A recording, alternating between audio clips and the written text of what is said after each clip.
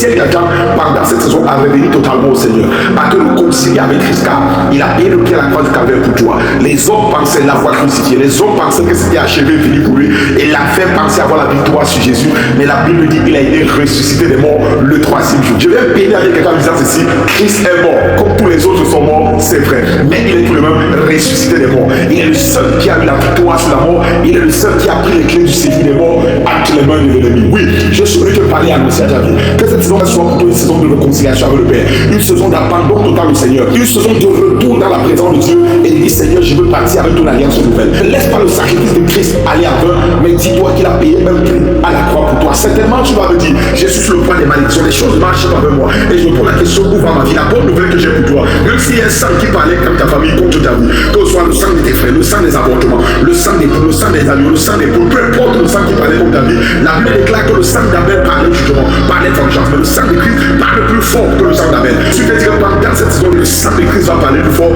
que tout autre sang qui s'est levé contre ta vie. C'est la raison pour laquelle je t'exhorte en te disant ceci: reviens totalement au Seigneur, abandonne ta vie à Jésus et dis-lui: Seigneur, je suis venu t'accepter dans ma vie comme Seigneur sauveur personnel. Tu as besoin de Jésus dans ta vie. Refuse de dire cette saison comme c'est une saison ordinaire. Or, cette saison est la saison la plus mystérieuse de la vie chrétienne. C'est la saison où la puissance des pharaons est vécue. Ça, c'est la saison où les Judas sont exposés. Ça, c'est la saison où Christ a la victoire sur la croix, la victoire sur la mort, la victoire sur le séjour des morts et la victoire sur tout soldat qui se tient afin d'empêcher que la gloire soit manifeste. Le ciel est ouvert pendant cette saison et je t'exhorte à aider nous. Dis-toi que tu es dans la présence de Dieu et dis-toi que tu veux commencer une nouvelle histoire avec le Seigneur. Si tu es ici et que ta relation avec Jésus a été brisée, que tu as placé ton appartenance à Christ à l'égard, ou à cause du moins tu n'as jamais accepté Jésus dans ta vie comme Seigneur sauveur personnel, je suis venu t'exhorter à répéter après moi cette prière: Seigneur Jésus, j'ai besoin de toi.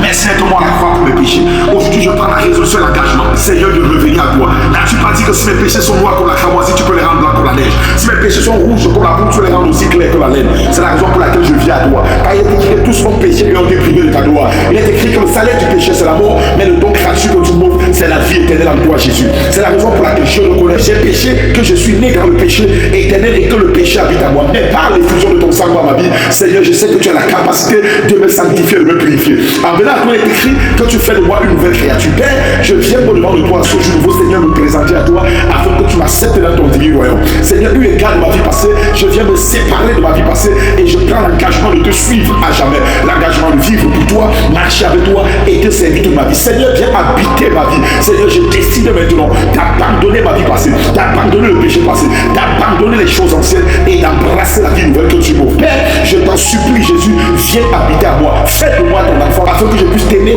et te servir dans ton divin royaume. Seigneur, je te loue et je te bénis, Seigneur, parce que je sais que par l'effusion de ton esprit, c'est impossible dans ma vie. Et par cet engagement, Père, je confesse que je suis devenu enfant de Dieu. Je prends l'engagement et la résolution de me séparer de tout ce qui est ancien. Seigneur, accepte-moi et fais de moi la personne que tu voudrais que je sois. Seigneur, je refuse de vivre par moi. Je refuse de vivre pour moi, mais je prends l'engagement et la résolution de vivre pour toi, pour t'aimer, pour te chérir et pour te servir. Je suis né pour accomplir ta volonté sur la terre des hommes. Seigneur, donne-moi cette grâce. Seigneur, merci de m'avoir accepté dans ton royaume. Que ton nom soit béni dans ma vie et que ton nom soit loué. Je prie que ton esprit m'habite afin que je sois conduit rien que par ton esprit et jamais par ma pensée et jamais par les œuvres mortes, mais juste par la direction de ton esprit. Que ton esprit vienne m'habiter afin que je vive la nouveauté de vie en toi, Jésus. Que ton nom soit béni dans ma vie à jamais. Au nom de Jésus. Amen. Que le Seigneur te bénisse. Si tu as pris un instant pour confesser cette prière devant le Seigneur et pour dire: Seigneur, je viens à toi, je suis convaincu. Et si tu as pris la décision de te séparer totalement de ta vie passée, je suis convaincu que tu es devenu enfant de Dieu. Je bénis au Seigneur pour ta vie et je viens t'exhorter pendant cette saison. Décide-toi d'aller à l'église. Décide-toi d'appartenir à une assemblée. N'écoute pas ce que les gens vont te dire. C'est la sorcellerie, c'est les lieux de ceci, c'est les lieux de cela. Tu n'as pas besoin d'écouter cela. Décide-toi d'appartenir à l'église. La Bible déclare qu'il est bon et agréable pour les frères de demeurer ensemble. L'église est le lieu dans lequel tu seras nourri spirituellement. Tu seras rempli spirituellement. Tu seras enseigné afin de mieux connaître le Seigneur, mieux l'aimer, mieux le servir et afin de connaître sa volonté parfaite. Décide-toi tout de même d'avoir une Bible et de la lire tous les jours et de la méditer. Oui, tu as besoin de lire ta Bible et tu as besoin de la méditer afin de connaître ce que le Seigneur attend de toi. Tu as besoin tout de même d'avoir une vie de prière radicale dans le Seigneur. Apprends à prier et ne prie pas parce qu'il faut prier, ne prie pas parce qu'il faut parler, ne prie pas parce que tu as écouté les gens prier, mais apprends à prier en accord avec la parole de Dieu, en accord avec ce que le Seigneur te dit, afin d'être dans la volonté parfaite de Dieu lorsque tu pries.